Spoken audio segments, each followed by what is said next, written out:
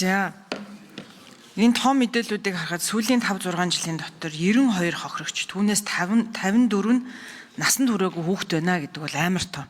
За сүүлийн 5-6 жилийн дотор 21, 22, за ингээ 23 он бол яг үнийг хэлэхэд хил төдийлэн сайн нэгдээгүй, гадаадын улс орон зорчих байдал бол харьцангуй хязгаарлагдмал байхад ийм өндөр тоо гарч байгаа юм чинь дараагийн хэдэн жилд цахимтаа нийлж байгаад энэ бол бүр томдоо гарч магадгүй харагдаж байна. Тэгэхээр би та бүгдийг энэ ажлаа эрчимжүүлээсэй гэж бодож байна.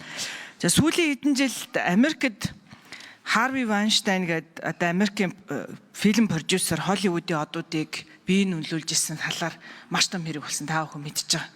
За Пафтади одоо бас үнээсээ үүдээд бас шоронд байгаа. За ингээ Эпштейний файл гэдэг. Эпштейний файлын хамгийн санаа зовоож байгаа зүйл нь энэ бол зүгээр нэг урлаг соёлын од дунд биш.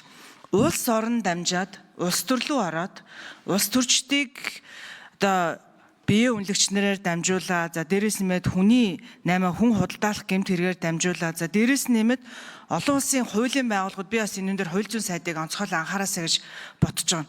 Одоо зарим улс орнуудын хууль хяналтын байгууллагууд нь шалгаж байгаа зүйлүүд нь манай улс орны үзэгнийх нь үзүүрээр том асуудал шийдэгддэг юм албан тушаалтан хүмүүсийг янз янзын эвгүй байдалд оруулж агаад бичлэг, дүрс бичлэгийг авж агаад үүнийгээр нь дамжуулж дарамтлж агаад янз янзын шийдвэр гаргуулсан биш үсттэй гэдгийг шалгаад байгаа юм байна. Тэгэхээр энэ бол зөвхөн хүн одоо 8 хүн худалдаалах гэмт хэрэгээс бүр давсан том асуудал болчиход байгаа. Тэгэхээр манай энэ 3 сая орчим хуудас файл дотор ингээ хаагаад аваад үзэхээр Америк нэгдсэн улсын хууль зүйн сайт дээр яамныхан сайт дээр тавьсан энэ дотор 900 гаруй нь Монгол улстай холбоотой.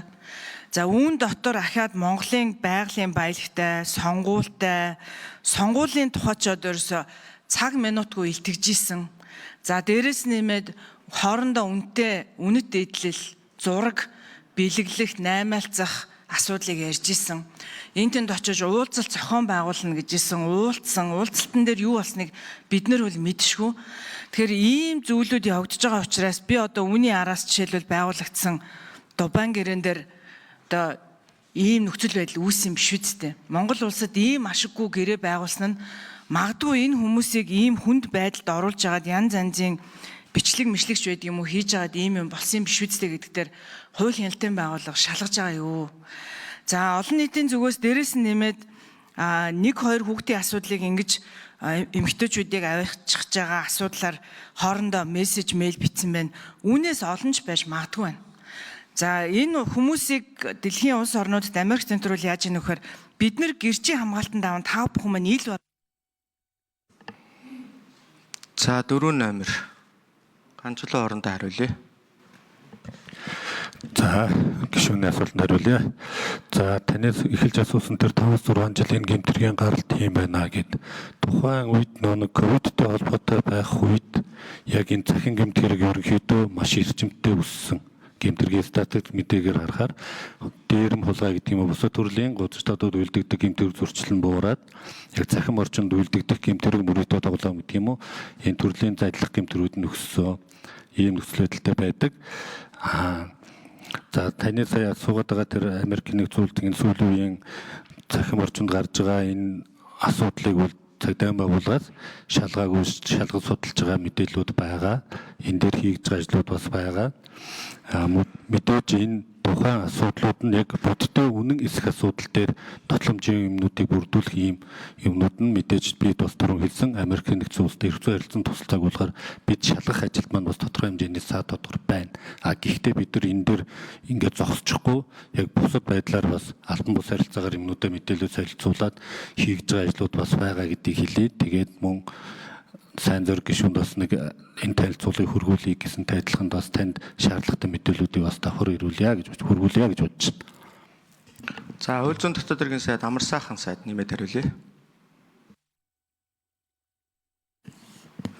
За 91 харт амих захим гэмтэрэгтэй холбоотой асуудлуудыг нэлээд өндөр зохион байгуулалтанд оруулж ажиллана. Тусгай ажлын эсгүүдийг байгуулна.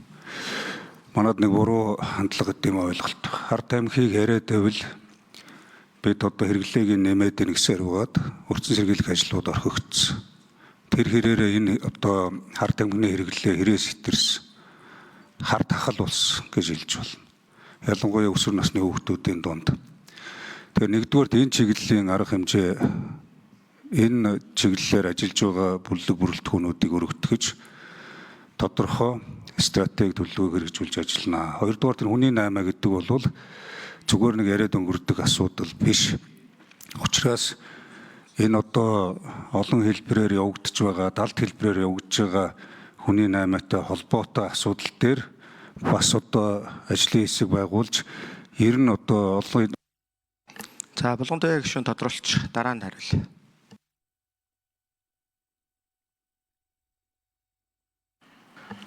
Тэгэхээр хууль зүйн сайдыг үүн дээр бүр нэлээд ач холбогдол өгч ажилласаа гэж хүсэж байна. Дэлхийн улс орнуудад юу болж байна гэсэн чинь Эпштейнтэй дотны харилцаатай байсан гэдэг Английн хунтаажийг хэрэм зэрэгээ хураалгасан одоо цагдаагийн байгууллага шалгагдчихж байгаа.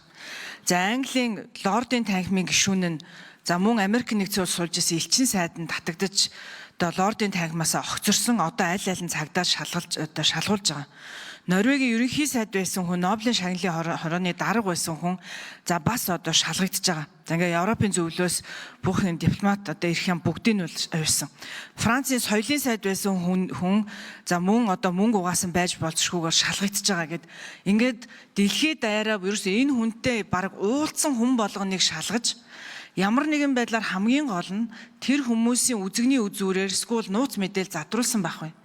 За эсвэл аль нэг том одоо групп компанид байдаг юм уу өөрийнхөө улс орны эрх ашигын эсрэг За хэн хариулах вэ? Амар сайхан сайд хариулах уу? За хууль зүйн дотоод төрөг амар сайхан сайд.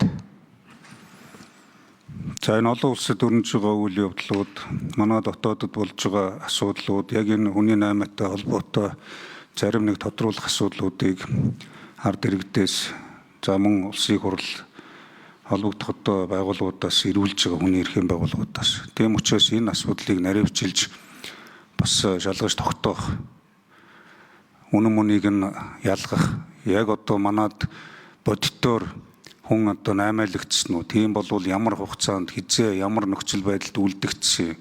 Үүний үр дагавраар ямар хор уршиг бий болчиход байгаа юм? Энэ дээр ямар одоо зохион байгуулалттай бүлэглэл эсвэл сүлжээ байгаа гэдгийг тодорхой одоо олж ирэлдрүүлэхтэй холбоотой асуудал дээр анхаарч бас энэ холбогдох байгууллагууд хянах шалгах ажиллагаагаа явуулнаа цааш. За Булгантайгийн гишүүн болцсон тий. За Отгон шарын